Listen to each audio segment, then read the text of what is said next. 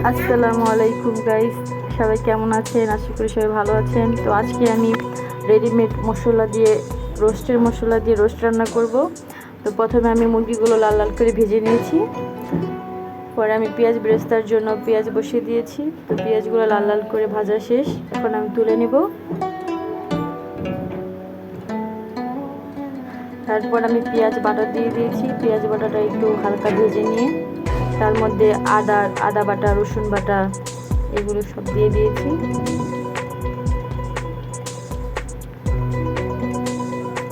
এগুলোকে একটু লাল লাল করে ভেজে নেব।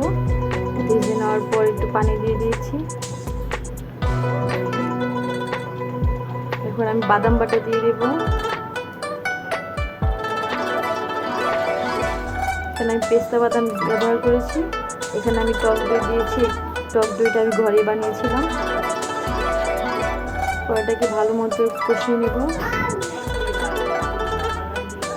এর মধ্যে আমি এখন রোস্টের রেডিমেড মশলাটা দিয়ে দেব।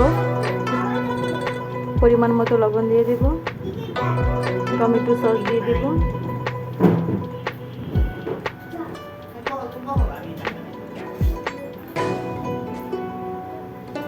এবার আমি ভেজে রাখা মুরগিগুলো দিয়ে দেব।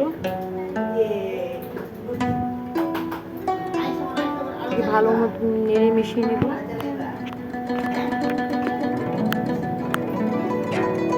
এরপর আমি এখানে 1 কাপ দুধ ব্যবহার করেছি।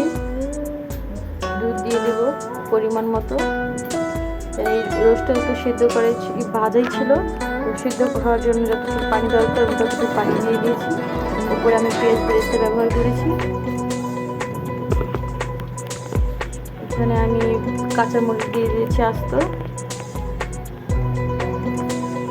ঢেকে দেব। কিছুক্ষণ রান্না করার পর এখানে আমি পরিমাণ মতো চিনি দিয়ে দেব।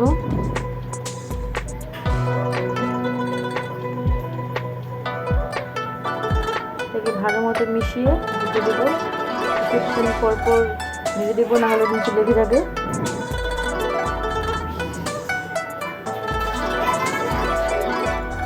তারপর আমি এখানে ভালো মতো রান্না করা হয়ে গেছে। এখন আমাদের রোস্টের কালারটা এরকম এসেছে। ভালো থাকবেন, আল্লাহ হাফেজ।